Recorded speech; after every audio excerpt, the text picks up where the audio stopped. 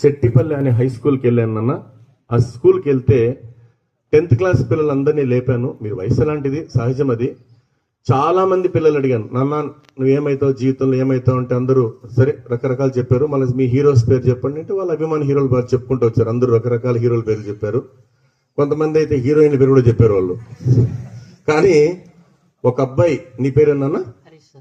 హరీష్ లాగా అక్కడ మున్రత్నం అనే ఒక స్టూడెంట్ గుడిపల్లి మండలం సెట్టిపల్లి జెడ్పీ హై స్కూల్లో, అతనికి ఆల్రెడీ 102 ఫీవర్ ఉంది.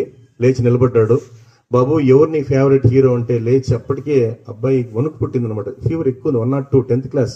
లేచి నిలబడి ఎవరు నీ ఫేవరెట్ హీరో అంటే ఆ 50 మంది తర్వాత అందరు హీరోల పేరు చెప్పారు. ఆ అబ్బాయి మాత్రం లేచి నిలబడి నా అభిమాన హీరో మా నాన్న సార్ అన్నాడు. అందరూ చూసి నవ్వుతున్నారు, అతన్ని అందరిని చూసి నవ్వుతున్నారు. కానీ అబ్బాయి ఎందుకు బాబు నువ్వు అభిమాన హీరో నాన్న అంటున్నావు అంటే, సార్ వాళ్ళు సినిమాలు తీస్తారు, డబ్బు కోసం నటిస్తారు, కానీ నా తండ్రి నాకు జీవితాన్ని ఇచ్చాడు అన్నాడు అనమాట. నా తండ్రి నాకు జీవితాన్ని ఇచ్చాడు. ఇంకొక హార్ట్ టచింగ్ స్టోరీ చెప్పాడు బాబు. సార్ మా నాన్న ఒక ట్రాక్టర్ డ్రైవర్ సార్. నాన్నకు కాలు 2 వీలర్ నడుపుతుంటే యాక్సిడెంట్ అయింది, కాలు ఫ్రాక్చర్ అయింది.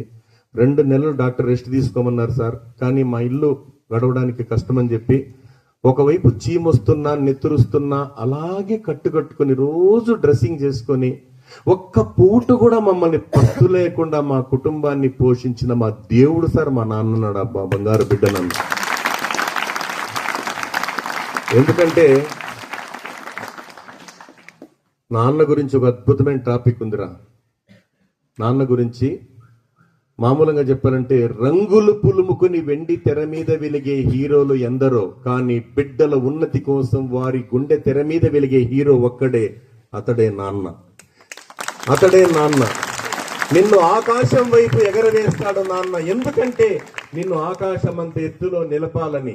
నీ వేలు పట్టుకొని నడక నేర్పుతాడు నాన్న. ఎందుకంటే నీ అనంత జీవన పయనం దిగ్విజయంగా సాగాలని. కూతురు పెళ్లి కోసం, కొడుకు చదువు కోసం మట్టి తల్లికి సలాం చేసే మహనీయుడు రా నాన్న అంటే అన్నారు.